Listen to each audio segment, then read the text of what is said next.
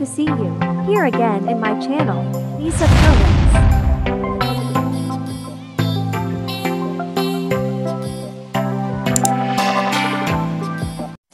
So for the bit na ang dalawang mandirigma ng barin ngayon, so ayan, pinuputulan ko po ang aking tofu.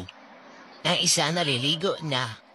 So nag-ask nga ako sa mga api, kung pwede akong pumasok para mabidyohan ko sila. Hi, Miso! Ang bait ng Miso namin ngayon. Hindi nagwawala.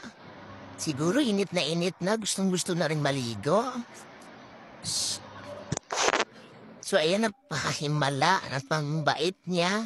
Hindi nagwawala, hindi nangangamlot, hindi nangangagat.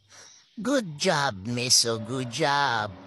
So siguro init na init, matagal na bago naligo uli. Ngayon lang. So, ang bait naman ng tupo ko. Parang alungkot mo naman dyan, tufo. Ayaw yung maligo. Alam na takot yan sa blower. So, nire-ready pa nga yung sabon na gagamitin sa tufo natin. Maya-maya lang, maliligo na yan. Mag-iibang anyo na yan siya. Ayan na yung sinasabi kong mag-iibang anyo na. Nawala na yung chubby niyang katawan, naging slim na siya. Di ba? Hindi na siya naging si Tofo. Naging si Palito na siya. Peace, Tofo. Wawa naman ang tubo. Lumbot na lumbot ang mukha. Ginigaw na ginaw na yan eh. Ayan, huwag muna nga ang mga mandirigma ng barin. Nakaligo na.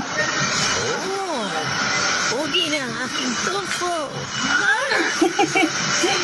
Takot ka blower. So, that's it for today's video. Thank you for watching. So, we're going home na ang inyong mga mandirigma. So, ayan, parang bata nakaupo. Nagugutom na yan, kaya kailangan namin umuwi. Nagutom yan nakipag-away sa blower. So, thank you for watching.